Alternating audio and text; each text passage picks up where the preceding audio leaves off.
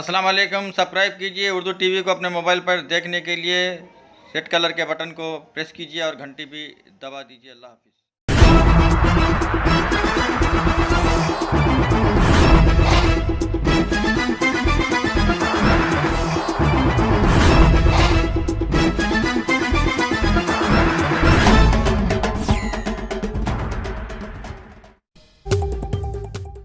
अस्सलाम वालेकुम रहमतुल्लाहि व बरकातहू। नाज़रीन, आप देख रहे हैं उर्दू टीवी न्यूज़ चैनल में। आपके सामने सीनियर जर्नलिस्ट रफ़ीक नूरी। आइए उर्दू टीवी न्यूज़ के खबरनामे में आपका खैर मुक़द्दम है। आइए देखते हैं आज की खबरों की तफसीलात। मिस्टर चिंता प्रभाकर, साबिक़ रुकन असम्बली व TRS उम्मीदवार हल्का असम्बली संगारेड्डी ने आज कंदी मंडल के मौजे चिमनापुर में इंतखाबी रैली और घर घर इंतखाबी मुहिम चलाते हुए कहा कि रियासत तेलंगाना में TRS हुकूमत 24 घंटे बरक़ी सरबराही को यकीनी बनाई है। साबिक़ में बरक़ी के मसाइल से किसान व आवाम बेदार हो चुके थे। देही इलाकों में बरक़ी की सरबराही के लिए बेहतरीन इंतजाम किए गए हैं। फलाह बहबूद और तरक्याती काम सच्चे दिल से करने के बाद आवाम के सामने आशीर्वाद लेने के लिए वो दोबारा हाजिर हुए और मुझे यकीन है कि हल्का असम्बली संगारेड्डी से आवाम भारी अक्सरियत से कामयाब बनाएंगे। हल्का असम्बली संगारेड्डी में 2000 करोड़ रुपये लागती तरक्याती काम अंजाम दिए गए हैं। शादी मुबारक स्कीम के तहत गरीब मुस्लिम लड़कियों की शादी के लिए 1,116 रुपये की माली इमदाद करते हुए वालिदैन को राहत पहुंचाई जा रही है। మంగళ హారతి పట్టి తిలకం దిద్ది స్వాగతం పలికినటువంటి అమ్మలకి అక్క చెల్లెళ్ళందరికీ మొట్టమొదటి శిరస్సు వచ్చి నమస్కారాలు తెలియజేస్తా ఉన్నా. గ్రామ పెద్దలు అన్న తమ్ముళ్ళందరికీ కూడా హృదయపూర్వక నమస్కారాలు తెలియజేస్తా ఉన్నా. కానీ ఓటు ఎందుకు ఇవ్వాలి అనే విషయం కూడా మనం ఒకసారి ఆలోచన చేసుకోవాల్సినటువంటి అవసరం ఉంది. ప్రజాస్వామ్య పద్ధతుల్లో జరిగే ఎన్నికల్లో ప్రజాదేవుళ్ళు ఇచ్చే తీర్పుకి ఎవళ్ళైనా శిరస వహించాల్సిందే. అది రాజ్యాంగం కల్పించినటువంటి హక్కు. మనం ఈరోజు ఈ ఎన్నికల ప్రచారంలో భాగంగా మరి గ్రామానికి రాగానే అందరూ కూడా మంగళహారతి పట్టి ఈరోజు అందరినీ ఓటు అడుగుతున్నటువంటి సందర్భంగా మొట్టమొదట ఈ గ్రామానికి సంబంధించినటువంటి ఈ గ్రామం కంది గ్రామానికి సంబంధించిన ధర్మాసాగర్ బిల్లా దాఖలా భూమికి సంబంధించిన ఇష్యూ నాకు ఒక రిప్రజెంటేషన్ ఇవ్వటం జరిగింది. ఎక్స్-ఎంపీటీసీ ప్రకాష్ గారు కానీ మరి బాలయ్య కానీ శ్రీహరి కానీ మరి వీళ్ళందరూ కూడా ఒక రిప్రజెంటేషన్ ఇచ్చి మా సమస్య ఇది పరిష్కారం కావాలి, మేము అప్పటిదాకా మరి మేము ఇక్కడి నుంచి కదలమని చెప్పడం జరిగింది. నేను ఆ సోదరులందరికీ కూడా మరి ఇక్కడ ఉంటే సరే లేకున్నా వినాలనేది మాత్రం నేను విజ్ఞప్తి చేస్తా ఉన్నా. ఈ 4 సంవత్సరాల్లో ఈ ప్రభుత్వం చేపట్టినటువంటి అభివృద్ధి సంక్షేమం దేశానికి ఒక ఆదర్శమైతే ఈ 4 సంవత్సరాల్లో శాంతి అమలుకు సంబంధించి ప్రపంచంలో ఒక ఏకైక రాష్ట్రం తెలంగాణ రాష్ట్రం అని చెప్పనని కూడా చెప్పగలుగుతారు. అందరం కూడా ప్రశాంతంగా ఇంటికి వెళ్లి నిద్రపోతున్నటువంటి సందర్భం. ఈరోజు సంక్షేమం గురించి కరెంటుకు సంబంధించి 12 గంటలు ఇస్తాం మేము నిరంతరాయంగా అని చెప్పనని మేనిఫెస్టోలో పెట్టుకుంటారు. కానీ 6 గంటలు కూడా నిరంతరాయంగా ఇచ్చినటువంటి దాఖలాలు లేవు. 6 గంటల్లో 3 గంటలు పగలిస్తే 3 గంటలు మధ్యాహ్నం 3 గంటలు దొంగనవాడి రాత్రికి ఇస్తే ఆ దొంగనవాడి రాత్రికి రైతులు నీళ్లు వారబెట్టుకుందామని చెప్పనని పోతే తేలన్న గడిచేది, పామన్న గడిచేది, కరెంట్ షాక్ అన్న కొట్టేది, ఒకవేళ కరెంటు మంచుకుంటే మోటార్ను కలిపేది. ఇవన్నీ గతంలో జరిగినాయి. కానీ ఈ రోజు రాష్ట్రం భారతదేశంలో ఒక తెలంగాణ రాష్ట్రం మాత్రమే. ఇది వాస్తవం కాదా? మనం సాధించినటువంటి ఘనత కాదా?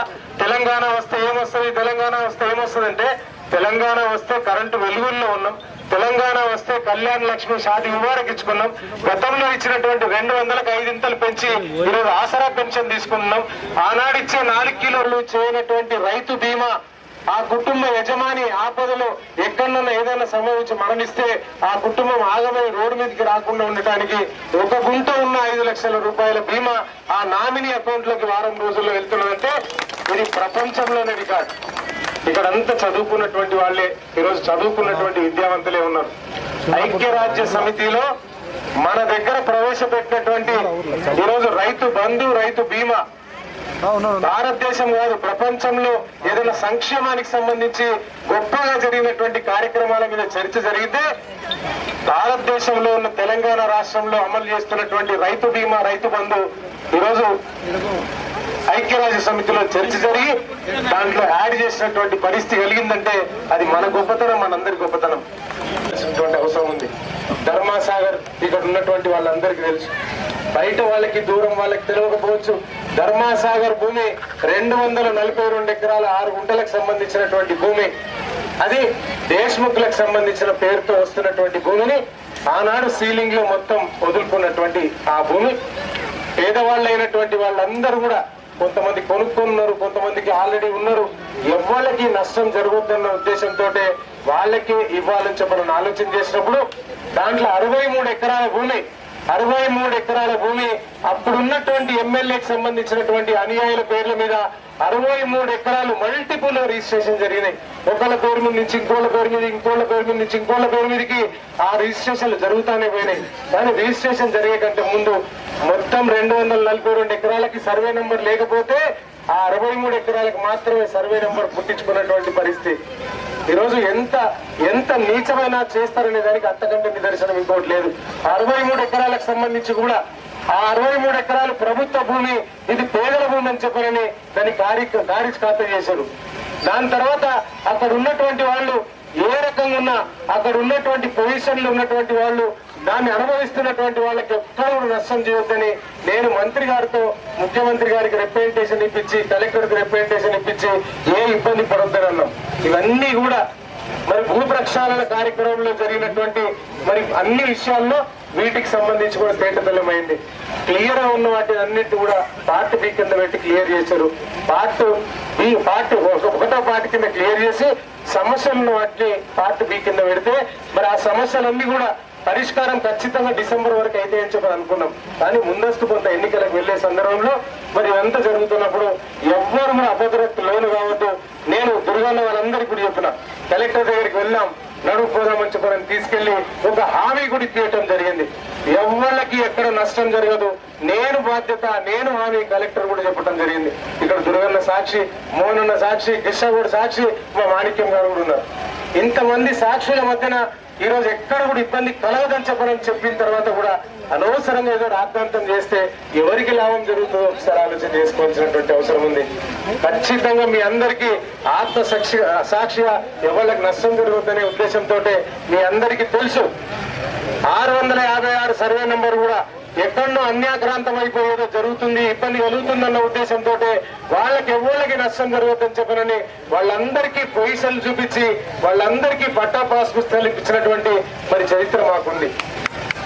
ఎవరికి నష్టం జరగదని చెప్పనని వాళ్ళకి పొజిషన్లు ఇప్పించి ఈ రోజు వాళ్ళకి రైతు బంధు గాని రైతు బీమా గాని వచ్చినట్టుగా చేసినాం. ఇక్కడ కూడా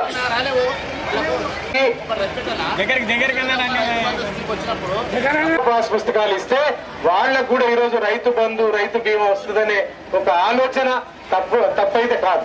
కానీ ఖచ్చితంగా అది జరిగి తీరుతుంది. ఇది నిరంతరంగా జరిగే ప్రక్రియ కాబట్టి దీన్ని ఎక్కడ కూడా రాజకీయ కోణంలో ఆలోచన చేయొద్దనేది కూడా మీ అందరికీ కూడా నేను విన్నవించుకుంటా ఉన్నా. ఖచ్చితంగా ఇది చేయటము జరగటం ఓన్లీ ఈరోజు మే ప్రభుత్వం వచ్చిన తర్వాత చేయటం మాతోటే సాధ్యం. మరి గతంలో జరిగినటువంటి పాపాలు ఘోరాలు చెప్పుకుంటూ వచ్చి చాటభారతమైనటువంటి పరిస్థితి, నేను దాని జోలికి వెళ్ళాను. అది చెప్తే ఈరోజు దినమంతా కూడా అదే చరిత్ర చెప్పుకోవాల్సినటువంటి అవసరం ఉంటుంది. ఈరోజు ఏం చేస్తే జైలుకి వెళ్ళిరో కూడా అందరికీ తెలుసు. కానీ ఇంకొక మాట కూడా చెప్పాల్సినటువంటి అవసరం ఉంది. మీకు ఎవరికి నష్టం జరగదని హామీ ఈరోజు నేను ఇస్తూ మరొక మాట చెప్పుకోవాలి. ఎన్నికల సందర్భం ఈ గ్రామానికి వచ్చినప్పుడు కానీ బయట కానీ ఐఐటి పక్కన 40,000 ఇండ్లు కట్టిస్తా అని చెప్పని అన్నాడు. అది తుపాకీ రాముడి మాటలు కాకపోతే ఇంకేమైనా ఉంటుందా? 40,000 ఇండ్లు అంటే ఈ నియోజకవర్గంలో ఎన్ని ఇళ్ళు ఉన్నాయో తెలియదు. నాకు తెలిసి 60,000 ఇళ్ళు దాటవు.